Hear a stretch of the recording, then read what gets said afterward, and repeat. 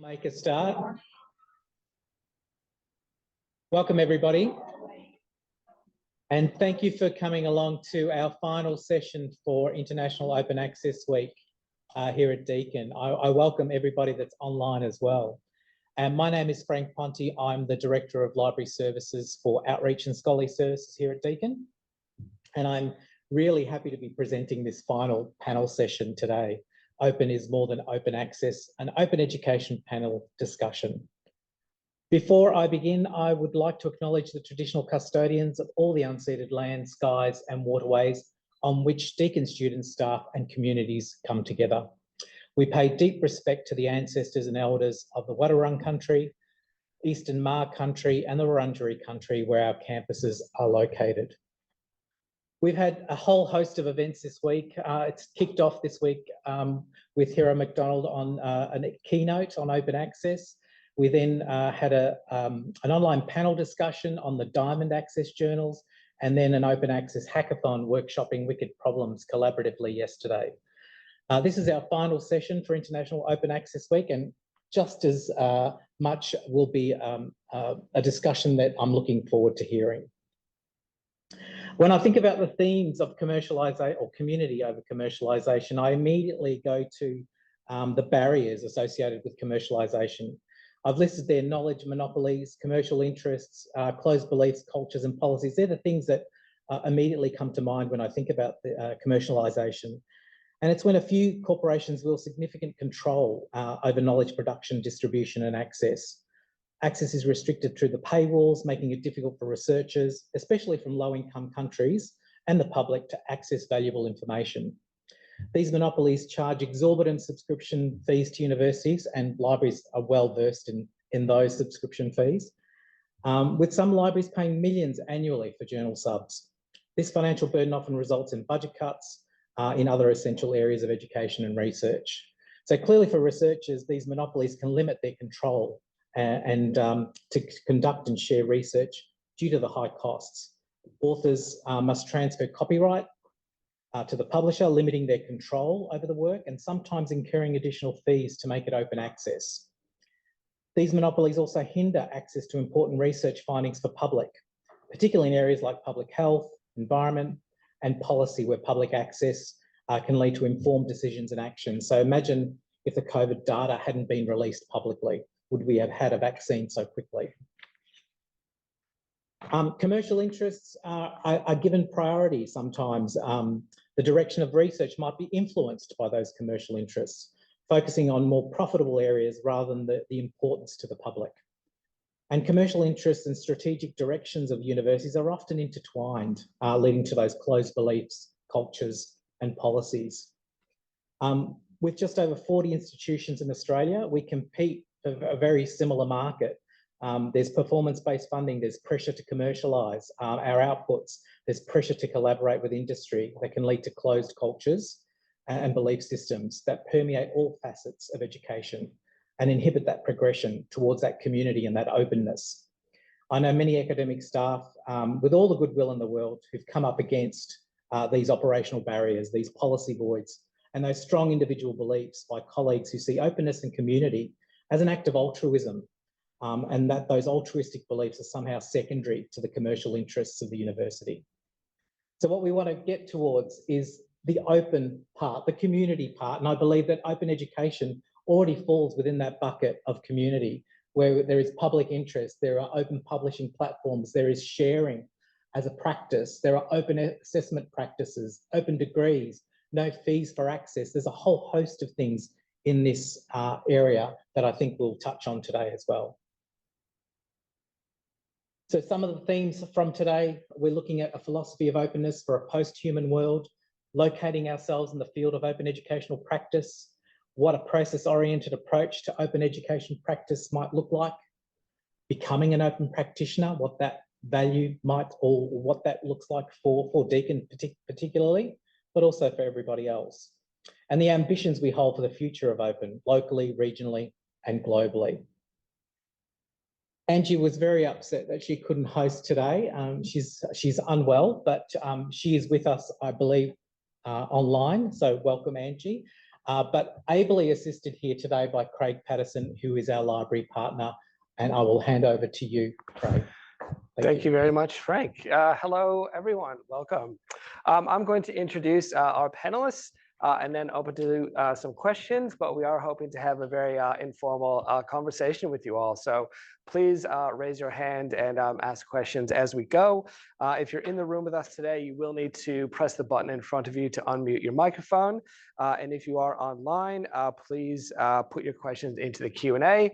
My colleague Ellison will flag me when there are some questions. So immediately to my right, I'd like to introduce Danny McCarthy, SFHEA. Danny is a senior lecturer in open education and digital practice lead here at Deakin University.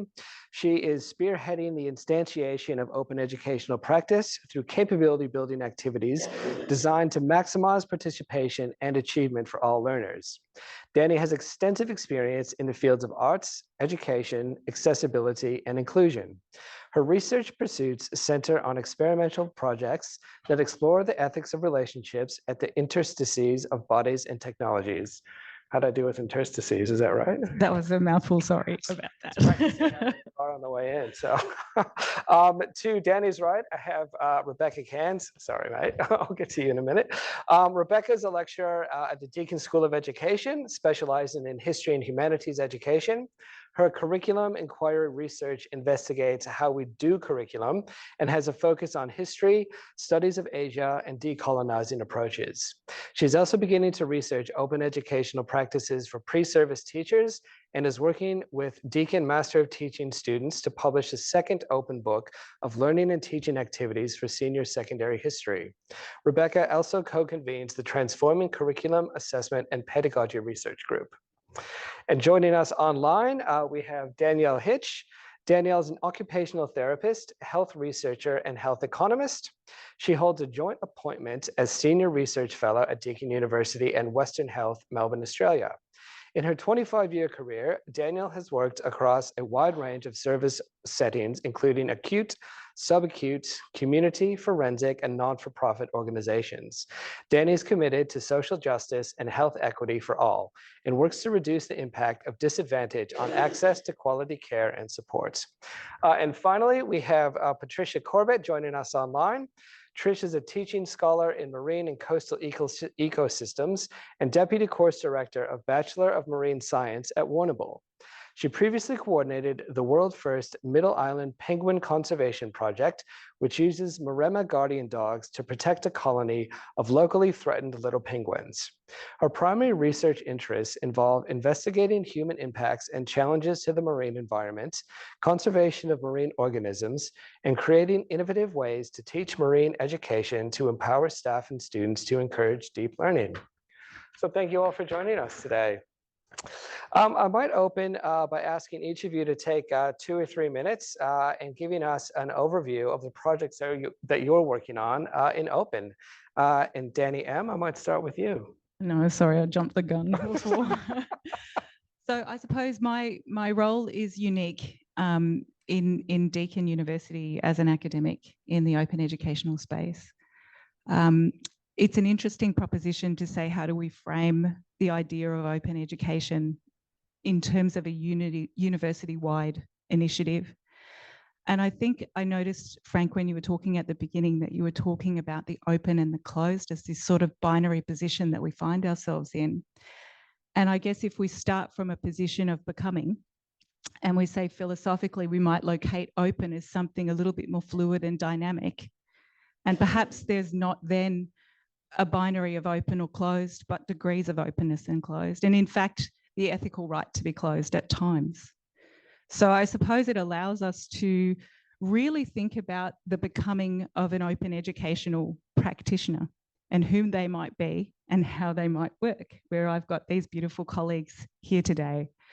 So I think that the challenge before us is one of, how does the university frame open education in terms of how it views itself, how it views the sector, but also how we individually can find agency within our own practices of open and ways of working open. And I suppose that's what I'm really interested in. And I suppose one of the really important aspects of this to me is the notion of posthumanism. And when we say posthumanism, it doesn't mean humans are dead and gone and forgotten. It means that we're taking a more than human view of the interactions that we have with openness. I had a really interesting situation at a conference where the mural board locked me out and I couldn't actually conduct a really wonderful session that I was very excited about. And at that point, I was no longer in control of my educational experience. The technology was. And I think more and more we are finding these actions and interactions in these systems of the university, that there is a lot more in these fields of relations that we need to take into consideration.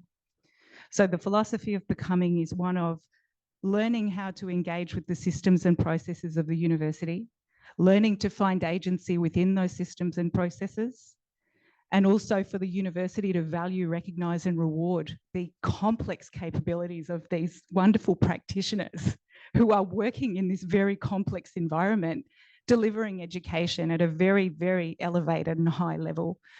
Not too long? Absolutely not. That was great. And a beautiful transition to Rebecca. Hello, everyone. As Craig said, I'm in the School of Education and I'm a teacher educator, and I also research in the area of curriculum inquiry. And so my interest in open education aligns really well with my research as well. But I teach a unit about in the Master of Teaching, which is about how we teach senior secondary history. And you know, I think as a you know, I started my career as a history and humanities teacher, and I think in schools, teachers, you know, are inherently open about sharing their practice, and so it makes sense to be building these skills in our pre-service teachers. But what I've done with my pre-service teachers is that we've used renewable assessment and taken some of the learning and teaching activities that they have designed as part of an assessment task and published them, collated them and published them in a book. And through that process, they've learned about OER-enabled pedagogy and copyright compliance. And so they're building their own digital literacy skills, as well as contributing to the history education community, and getting really excited because they're published authors. And so last year we published our first book. I was lucky enough to get a Deakin OER grant to get some support with that and get that off the ground. And we're just about to publish our second volume. So it was really terrific. The students this year could see what last year's students published, and they've done something, you know, really different. So there's this building on what their peers and colleagues have done, and it's exciting to see it get out in the history community as well. And so I'm just starting to do some research, and I'll be surveying my students about how they're I guess they've built their capacity and understanding of OER-enabled pedagogy, and also the possibilities of open assessment in this pre-service education space. So that's where I'm at. Fantastic. Thank you, Rebecca. I might go online now to Danny H, please. Hi, everyone. I feel like a bit of a newbie to open education world in some ways. So working from a medical and health background, there are a lot of closed areas. People don't necessarily share as much when it comes to research. But the project that I've been involved in, we were lucky enough to get one of the grants as well, really was driven by clinicians and consumers here at Western Health. So we're based at St Albans in the beautiful western suburbs of Melbourne. And this service was one of the hardest hit by COVID and continues to be today in the wave that we're currently in. So we had people coming back to us in October 2020 with what is now known as long COVID, lots and lots of consumers. And there was nothing much known then. There's not a lot known now, but at least we know a bit more than we did then. And we had a lot of clinicians saying to us, can you tell us about this condition? Can you tell us what the best practice is? And it was very disconcerting for people who are used to working in an evidence-based area to have no evidence to draw on with this completely novel virus. So our project put together an open education resource that's targeted at health professionals. Having said that, a lot of consumers are looking at it as well, and it's about supporting people with long COVID towards recovery and rehabilitation. So it's been a great opportunity to get some of the research that we do here published in a different and probably more accessible format. We've co-written a large part of the publication with people living with long COVID. So there's been a lot of lived experience input as well, which has been a joy, but also has had its challenges. And now we've got a book out there that's actually, you know, a world first as far as we know, that's being used by lots of people. And we've had people contact us to add their own chapters to it from various specialties. So it's been a great experience so far, but it's not without its challenges. And I guess we'll be tussling with some of those as we talk today. Fantastic, thank you. And last but certainly not least, Trish, could you tell us about your experience with Open? Yeah, hello. Thank you so much for having me here today. Sorry, I'm not able to be there in person. As was mentioned earlier, I'm a teaching scholar and also Deputy Course Director for the Bachelor of Marine Science. So I'm really passionate about education. And as we all know, we've had a lot of change in the last few years, and we now have this blended learning approach. And I was seeing that a lot of students were not loving the online component of that blended learning. And so I sort of took this as, yes, we want to have this beautiful open access thing, but also we want it to be something that's really interactive and engaging. So the project that I've been working on this year, which I was very fortunate to get funding for, is developing a textbook for a brand new unit called Marine Futures. And so you know, we're seeing there's a suite of challenges that our ocean and world are facing, and the ocean has a lot of solutions to help solve these problems. There's no textbook that you can find that has this sort of thinking about, well, what are the challenges, what are the current science solutions, and what is the future? So that's what my textbook is about. And I'll talk a little bit later, but I've also had students involved in this as well. So it's something that we've then also been able to bring in the Australian context, which I don't know about other fields, but certainly in my area, it can be really difficult to find information in textbooks that are actually in Australian focus. They're far often more Northern Hemisphere focused. So this has been a really fantastic way to be able to really think about how students are going to engage, and also providing that context and the information that's needed for this particular area. So yeah, it's been really exciting to be a part of. And yeah, it's really interesting to think about. You know, I essentially wanted it to be like a workbook that students work through, and they want to, you know, they want to learn more. So yeah, that's a pretty quick overview of the project that I'm doing. Fantastic. I can tell we are not going to be able to dive as deeply as we would all want into this breadth of experience you all have. But I do have some questions that Andrea has put together, which are great. So I'll dive into those now and then open up to the floor. So the theme for Open Access Week this year, obviously, is community over commercialization. And while open education moves to sidestep commercial publishers, the development of resources can also have community involvement, which you've heard about, and it can obviously improve representation by including voices that are not normally heard in teaching resources.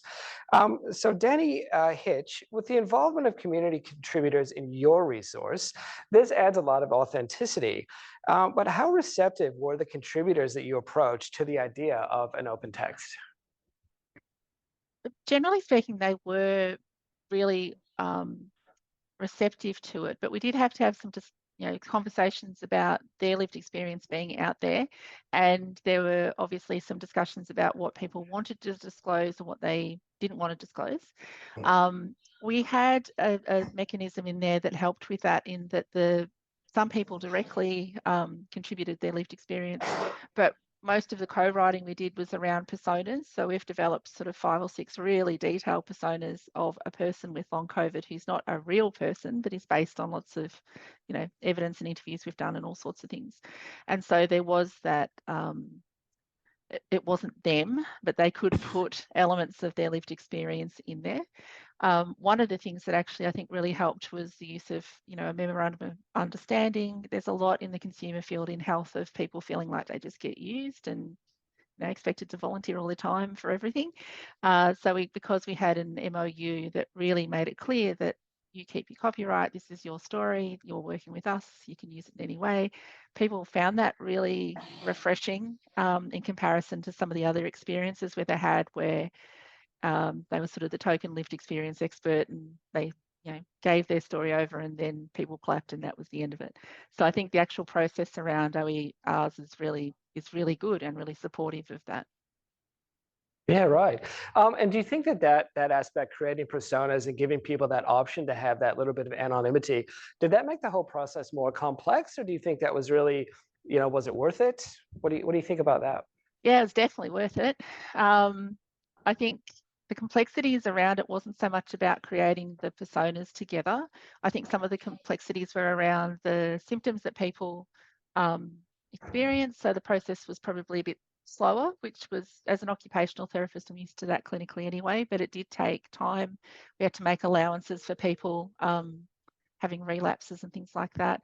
And I think the challenges in our case was around some of the controversies in the area of long COVID. So a good example was one of the personas that a consumer had written with us is being used in a chapter about the role of physiotherapy. For anyone who's not aware of it, there's some controversy in long COVID around the use of progressive exercise. Some people find it really helpful, some people really don't find it helpful. So there had to be a lot of discussions with the consumer about she didn't want the work that she'd contributed to be used as an example in relation to progressive exercise. So there was a lot of discussion and from a perspective of there's lots of different opinions on this, and we want to honour everyone's opinion, but also the sort of other side of it is it's her work. So it was more the challenges around that than anything else that we've had to navigate, which we've been able to. It's just taken a lot more thinking and talking and reflecting than we probably would have anticipated. Yeah, that makes a lot of sense. Thank you. And Trish, you developed your resource with a lot of student contributors. So with the students participating in the project, how did you find that experience? And could you tell us about your philosophy in developing that text as well? Yeah, thanks. So I've been really fortunate that as well as the OER grant, I've also been working with a couple of student partner projects. So I essentially, initially I'd assumed that I knew what students wanted, but unless you actually involve them in the development of these, or at least the way that the textbook looks or the types of interactive content that you put in, you don't actually know that that's what they want and that's going to help them get deep learning. So there was 2 student partner projects, and one of them is a pilot project where one person from each faculty did this. It's called Coffee Conversations. And so at the end of each class, or whenever it is that works for you in the week, you'd have up to 6 students come along and chat about a problem of practice. And for me, that was about this open education resource. And so it was fantastic because I got feedback weekly from lots of different students about what they like, what works for them, why it works, what kinds of things they want to see. And it was really good because as we went on in the trimester, I started getting students, like specifically asking students who hadn't volunteered yet to come along. And so you really got, the students who were the high achievers probably initially, but then you also got the rest of the cohort and got their insight. So there were even, things as like looking at the colors that you use and the text that you use and how you present the information is so important to how different learners are able to take on that information. So it was so good to be involved with the students because we could actually see over the course of the trimester how the pilot that I was doing on the unit site actually changed as a result of their feedback. So that's been one amazing thing. And the other was another student partner project where I have 4 student partners who've been working with me to actually develop the interactive resources that will be a part of the textbook. And so we had an initial workshop where we got together with an additional 10 students from the marine degree, spread right from first year through to honours. And we got their perspectives on, you know, what sorts of things work for them, what doesn't work for them. And then we actually had another smaller workshop where we started workshopping some ideas of what we might include for each week of content. And now we've actually the students and I have created or designed at this point all of these resources that are just about ready to actually be created to start putting in the textbook. So it's just been such a fantastic project. And probably, interestingly, the biggest thing that I've learned about working with the student partners is the importance of building that relational aspect first. Because, I mean, beyond the textbook, I had so many flow-on impacts with, you know, students being more confident and more willing to just have discussions in class and all sorts of things. So having their input, you know, they got a lot of pride out of it. And I think it was really empowering for myself and for my students. So it's been really, really special to be a part of. Yeah, that seems like one of the intangible benefits of engaging in this type of work, that you really build relationships with a lot of people who you might not otherwise have done, which is fantastic, I think. So following on from that, thank you, Trish. Rebecca, I was going to ask you about going further and developing a resource through renewable assessments with students. What's the student response been to that? Overwhelmingly positive, actually. It was interesting when I first sort of presented the idea to some of my colleagues in the School of Education. There wasn't that kind of sense of enthusiasm. There was like, oh, what if there's issues with plagiarism? And last year, you know, I had to take that risk, and I was confident that the students could produce something that was at the level that was publishable, and they did. You know, get on board, and the feedback from, you know, their evaluators was really positive. And also we had some students who co-wrote the introduction, and they also articulated some of the reasons, the benefits that they felt, and that the theme of community over commercialisation was one that actually really appealed to those students last year. I remember at the launch, a couple of the students who spoke, that was something that they were quite passionate about. They really saw it as a way of, you know, the issues around equity and democratisation of knowledge really appealed to them. And, you know, we know teachers are very keen to share their ideas and their practice in schools and within schools, but organisations are also very good at capitalising on teachers' goodwill of sharing. And so, you know, textbook publishers, even subject associations have kind of,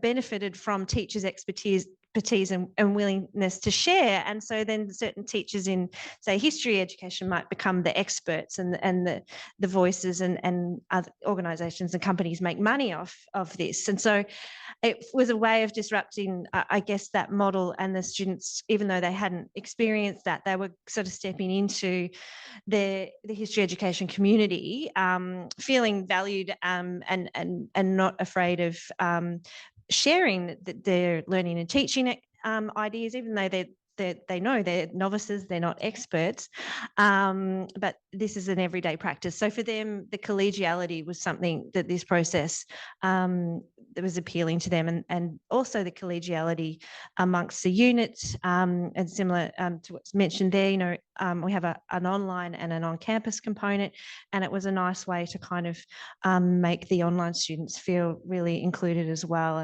And it goes beyond, you know, results were submitted this week, and normally, you know, that's the end. And the students and teachers are focused on, you know, assessment task 1, assessment task 2, results done, bang, see you later.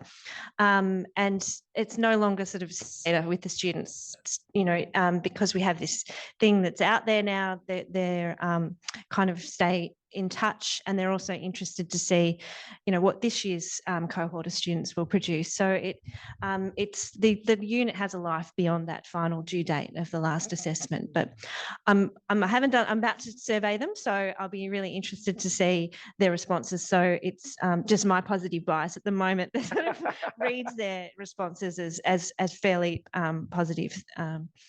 And willing to take the risk as well. Yeah. Lovely. Well, that's all the evidence we have to go on, so we'll take it. So all these projects had some type of community involvement, either by the students or the wider community, and they all seem to have a really positive effect on everyone who's worked on them, at least what we know so far. So having been involved in an open educational project, I might ask you first, Trish, what do you consider to be the impact on your teaching practice? Have you changed your overall philosophy, or is open practice complemented and extended on your existing practice? Yeah, so I've been involved in, this is the second open practice project that I've been involved in. So I'm a heavy believer in this and trying to encourage other people within the marine course and other courses to use this. But certainly it's changed the way I think about including student voice. I think that's so important right from the beginning to include student voice in the development of the resources. But also I'm seeing more and more how we can create these open education resources or textbooks to be a really nice, engaging way to have students interact online. There's so much. I just love that now a textbook doesn't have to be 30 pages of text. It can be, interactive quizzes and, flip cards and all kinds of different things that we can incorporate into that textbook to really engage different learners and, have students want to engage with it. So, yeah, I think it's more... I still think that it's a fantastic idea, but I think it's even better, and there's so much more that we can do with it. And I think that will only continue to advance. So yeah, go open education. Great. And Danny, Hitch, what do you agree with that? Do you have anything else to add, or has it changed your practice? Yeah, I think my practice is a bit different in that I'm a researcher, but you still do a lot of teaching in research anyway, and a lot of clinical education. So I think it has, in that I think a lot of health professionals assume that teaching means doing something formal, and we really thought about, when we designed our textbook, that this could be accessed by anyone around the world, really, but at any level of practice, any sort of discipline.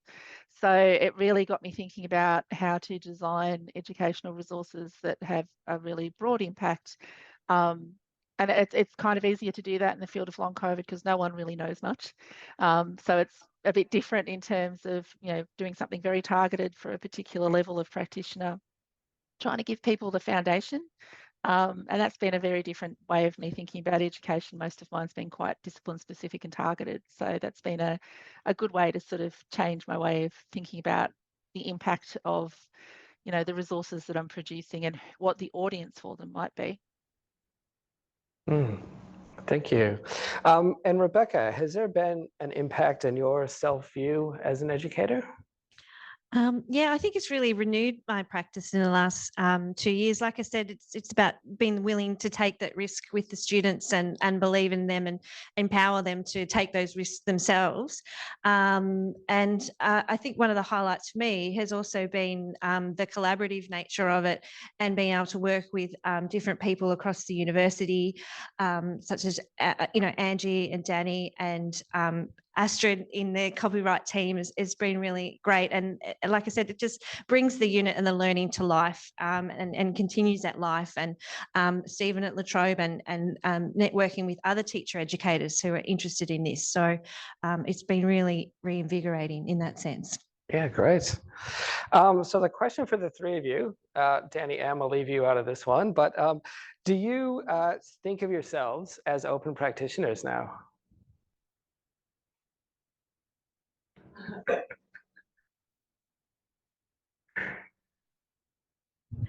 That's a very good question.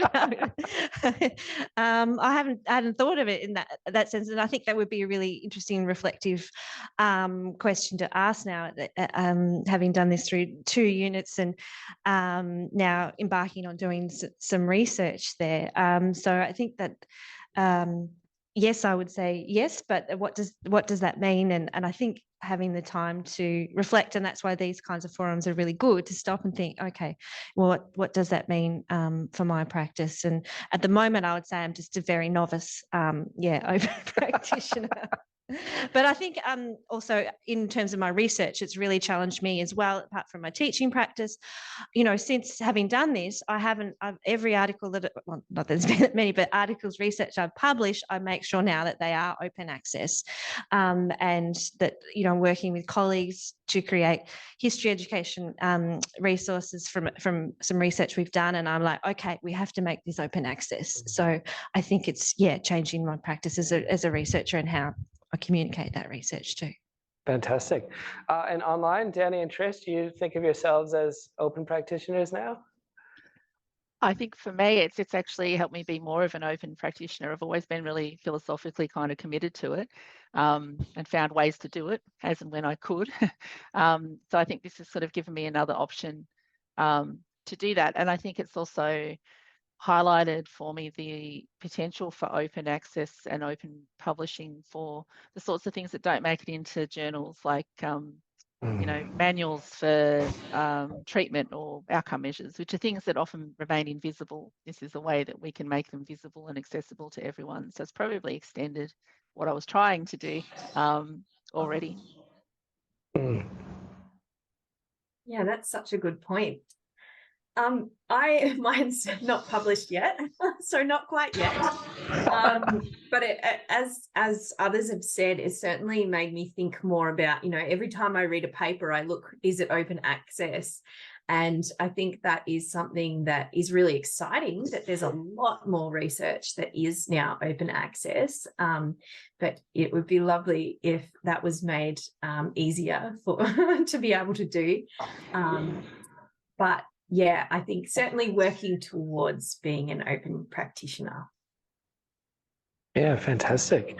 Now, Danny, next to me, you talked a bit at the start about it being a non-binary sort of distinction and having a very fluid sort of approach to it.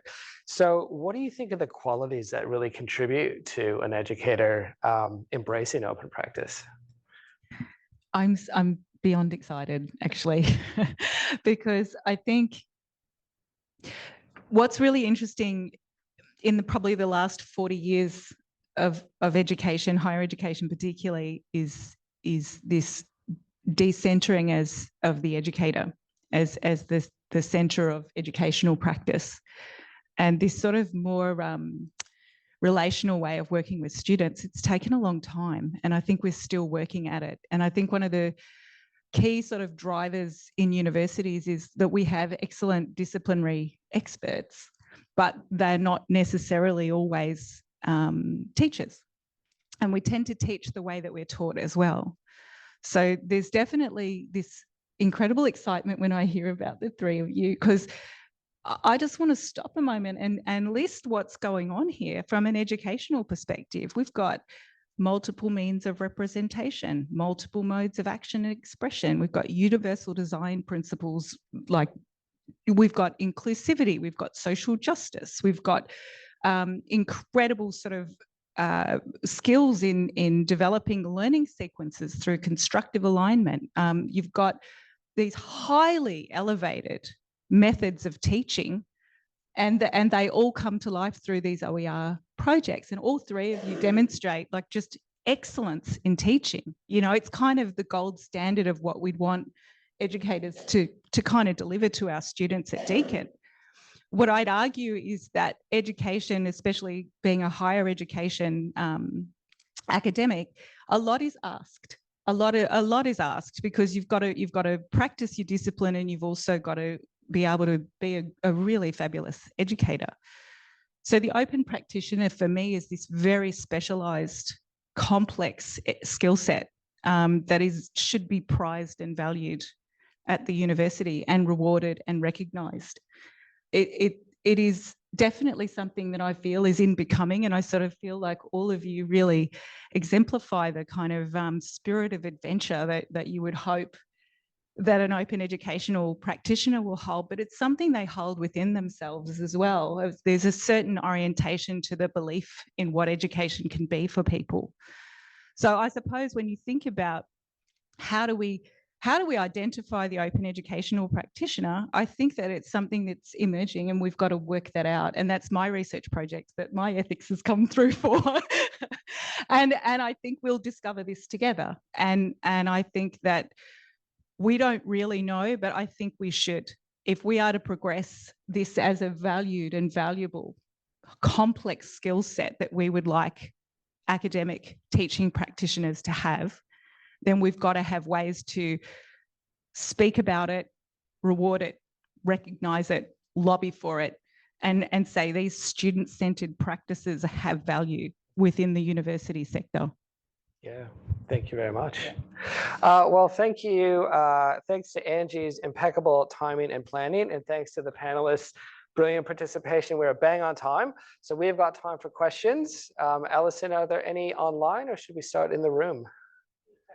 Start in the room. Any questions?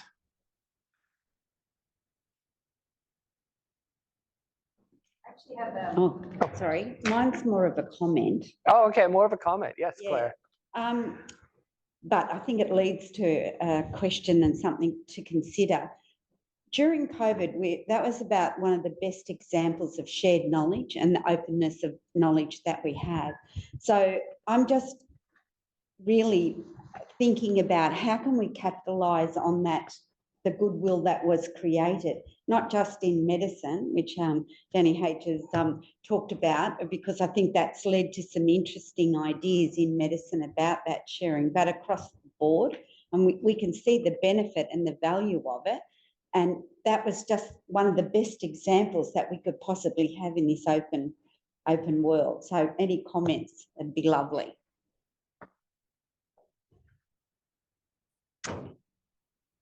Any comments from our panelists on that?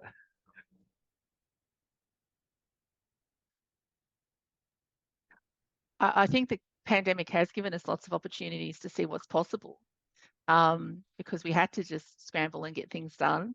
I do get slightly worried about things going back to how they were, which has happened a little bit. You know, because people like certainty more than anything else. But I think that the opportunities are definitely there, and it's a great example to say to people, look, if we could do that in months, which would usually have taken years and years and years, and we share it, and everyone still gets all of the, you know, the glory and the credit for what they did, we should be building on that. But from my end, at least, I'm seeing it sort of moving back towards the old ways a bit more. So it's how we sort of push back against that a little bit. Mm. Oh, great. Thank you, Rebecca. Thinking about that sharing in COVID with teaching online, what we've seen happen, we've seen different companies have capitalised on that sharing, and there's also been a danger of wanting to create suites of lesson plans and resources that are very one size fits all. And we, you know, there's a move in Australia, and the government also thinks that some of the issues with teacher workforce issues and so on can be solved by creating these online resources that everyone can use. And I think OERs do something different to that, because they are created within the community, they're reviewed within the community. And so in education, it would be good to see some of the, you know, there's websites like Teachers Pay Teachers, there's organisations like OCA, and they're employing teachers to create these things. So it would be good if some of those organisations that are creating curriculum resources, many of which are still behind paywalls, you know, perhaps took on or start to appreciate better some of the principles of open educational resources, and so that there is more, going back to that theme, more of that community over commercialisation. So yeah, COVID has opened up the possibilities, but then yeah, it would be terrible if it was all just about making money from what we've learnt from that. And so I really see what, for example, what we're doing with these pre-service teachers is a way of challenging that kind of model that's really sneaking into education. Frank. Hopefully this works. A number of you talked about, or a couple of you talked about, including the student voice in your OER and your resource that you've actually developed. I wonder, have you progressed that thinking into open assessment and potentially thinking about how you could produce an open piece of assessment that students feel comfortable publishing openly in the open, on the web potentially? Have you progressed your thinking around that? Not at this point in time. So I've thought about it.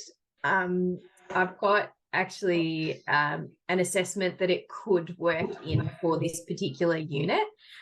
We haven't got to that point at the moment. We've done it as a symposium presentation where we've got other researchers coming in and presenting at the same time as the students, rather than getting them to sort of record and publish.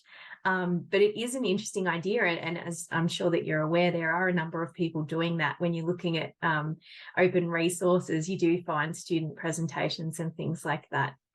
So something to think about in future.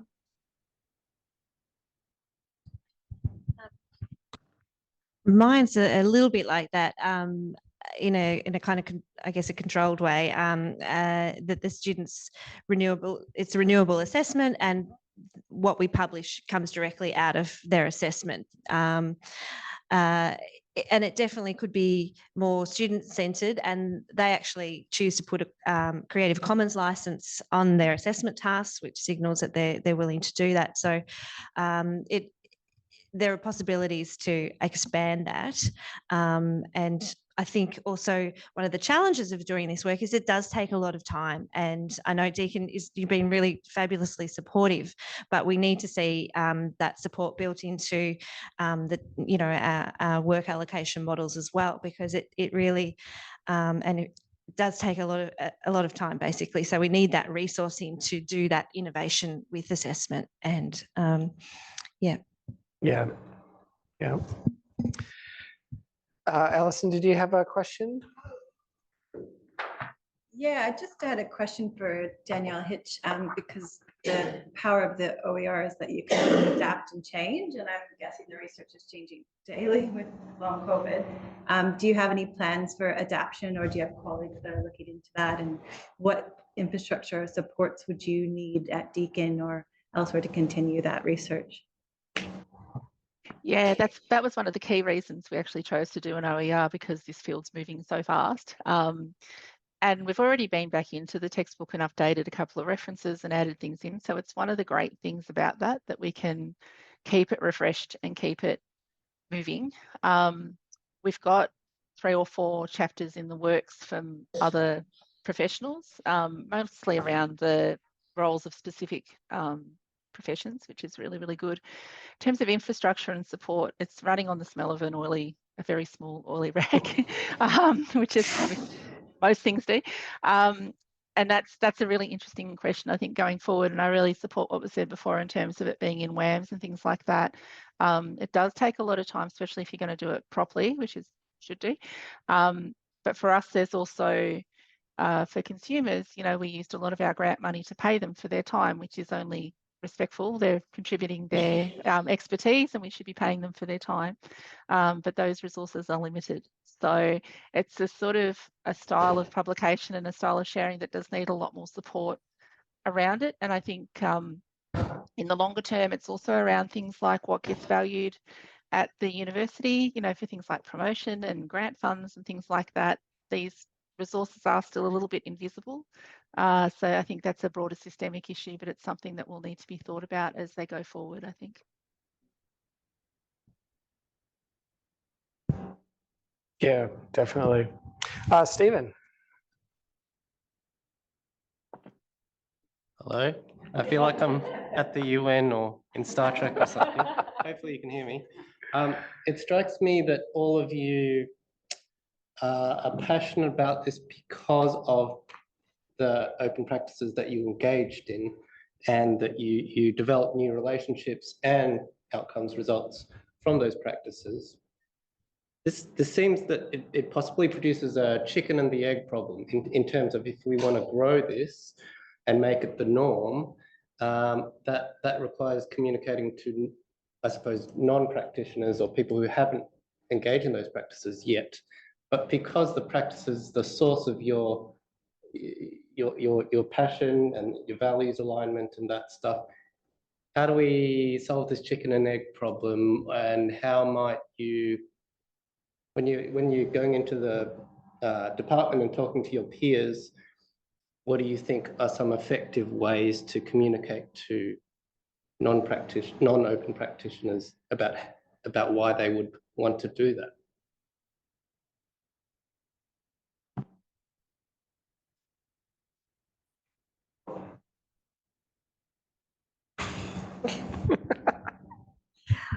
I think it relates to those points just raised there. It would be really good to see that that's valued by the university. I guess we need to be able to show the impact, and for a lot of people, it's still early days, and the research is sort of only starting to come out. So in terms of having some evidence to show that, I think the students, in my case, they are advocates for it as well, and their capacity to be leaders in their school communities or within education or whatever their profession is. I think once our colleagues see that as well, that will be a motivator. But yeah, seeing that the university structures and infrastructure, like Danny said, value and recognise and support that, I think would be important as well, because we know everyone is under a lot of pressure. Yeah. And just to add to that, I mean, yeah, passion only gets you so far. And I think it's one of the tricky bits about being an early adopter of something, that, you get out there and I can definitely sell it in terms of lots of benefits. But I think people still see it as a bit of a risk to take it on. So I think it's actually more about the phase of development it's at the moment, that you are going to get people who go, yeah, let's try it, because they're perhaps a bit more innovative or, higher tolerance of risk or something. But it's going to take time to build that up, and more examples that you can show people of, here's what we did, here's what the outcomes were. So I think some of that's a function of where it's at, just in terms of how new this approach is. But everyone I speak to about it's very keen. So there is enthusiasm out there, but not quite the infrastructure to support people to develop the skills. Yeah, I don't have a lot of spare time to be able to do that. I'd like to be able to, but yeah, I think it's that too. Yeah, I think, like, I'd reiterate everything that's been said there as well. One of the big things I think to encourage people is the fact that you can just make those updates. Like, it's great to see that Danny H has already been doing that.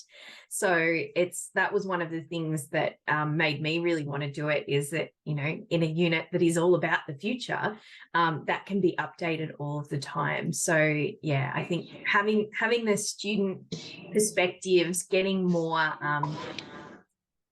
evidence to support that this is a fantastic thing, and more support from the university, I think would be amazing. I sort of feel like I should pipe up. Yeah, I think you should. Because that's what I'm here for. That's my job. I'm here for you, and I'm here to kind of bow down to this kind of work and say, what on earth can we do with what we've got? And I suppose that's why I keep coming back to this is a becoming of open, and it's not easy, and it's about finding the open spaces in the system and finding and connecting the right people together with the right ideas at the right time, and talking at the highest level of the university and advocating so that you don't have to, because you shouldn't. This is highly prized, complex educational practice. We want to encourage our academics, and I'm saying across the sector, to have this complex skill set, and we want them to engage in the scholarship of teaching and learning. And I mark my words, every central division is driven by this one purpose. So imagine being able to really galvanize that will in the university and embed open within every strategic initiative across the university and say, like, let's have a really sort of a collective vision here of what open could mean for us. But it's hard work, and we need the work that you've done. And I suppose Angie's out there, and I wish she was here to speak for herself, but I'm going to speak for her because I brag about her all the time. But Angie, like the magnitude of this work, we've seen 3 like exceptionally valuable Deakin, you know, academics, but there are 26 projects that have come through Angie's project over the last 3 years.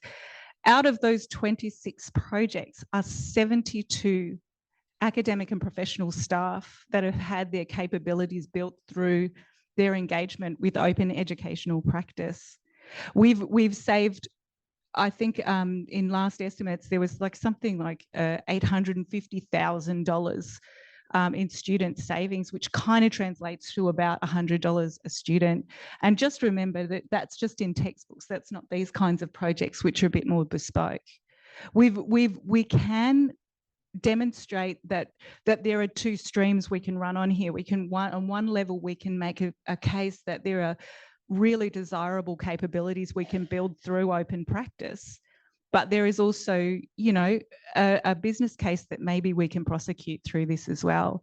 Because I agree with you, Danny, is like there's only so much academics can do. You know, we expect a lot. And I think that there's definitely a lobbying that needs to happen high up, upstream. And you know, I mean, there's the grassroots stuff. But I think that there is something about the university system itself and trying to kind of make a case for how important and valuable these kinds of educators are, and that we want to retain them at our university. That's me, my rant, done. That was a great rant. I think we have time for one last question from Astrid. I was just going to, something Rebecca said really stuck with me, which was that you mentioned about a one-size-fits-all publication or textbook or learning exercises. And one of the things that I'm really interested in with these projects is the opportunity as academics to have this amazing freedom to produce something that is not a one-size-fits-all, that is something that you've seen as a gap or a hole in that space of teaching and education and learning. And so I wanted to hear a little bit from all of you about how that feels, having that academic freedom and support to produce something that isn't a one-size-fits-all. Trish, do you want to go first? Yeah, sure. So like I just found it really exciting. So at the TNL conference last year, I was chatting to Angie. We're talking about a previous resource that we'd developed in another unit. And, you know, she was showing me some examples of these interactive textbooks. And I just went, wow, that is what was in my head put on paper or on virtually on a screen. Yeah. And to be able to create something that's specific for the learners that you have is just fantastic. It's something obviously that we've only been able to do in part by creating some things on the unit site. So I think this is a game changer. Yeah. Very exciting. Danielle, Hitch? I mean, I found it really liberating. I found it really great. And it was a really creative process for me. Someone who sort of writes, you know, journal articles all the time. It was really nice to sort of write in a different way and produce a, you know, multimedia sort of representation of all the knowledge that's out there. So personally, I really enjoyed it. Not having to be constrained by academic writing as it usually is, but to write really accessibly and have some really good creativity in there. If there was a full-time job as a persona writer, I'd be there in a shot. It's so much fun making up people's lives. But yeah, and it sort of made it sort of much more engaging, but also much more about real life and how messy real life is. And I felt like we could capture that. And that was part of being able to work with the consumers as well, that we weren't having to write like academics. We could write like, dare I say, people, and sort of in a very direct way. So it's one of the great things about it. I couldn't rate it more highly. Yeah, thank you. And Rebecca?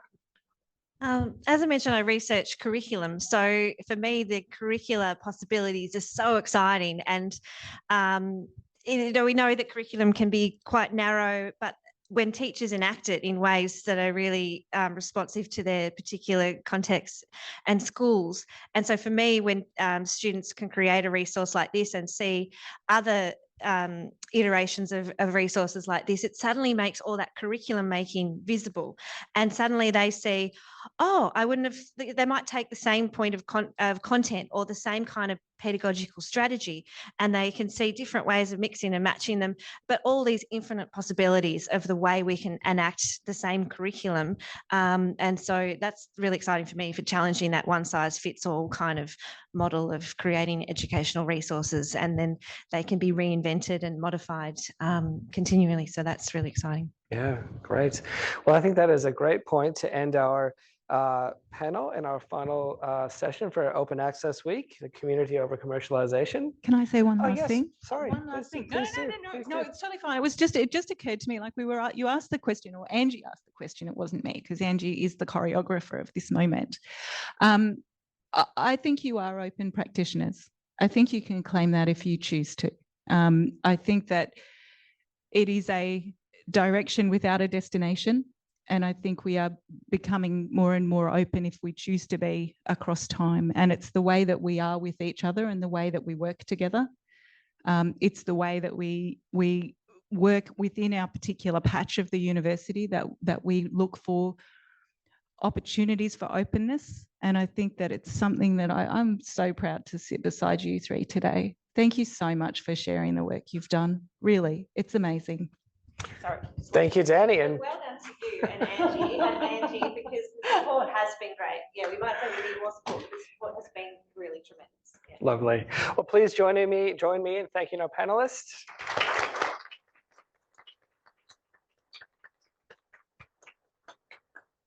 And that concludes our session for today. For those of us who are in the room, there is a little bit of food outside. Thank you very much, Trish and Danny. Lovely to meet you, and thank you for your time and wisdom. Thanks so much for having us.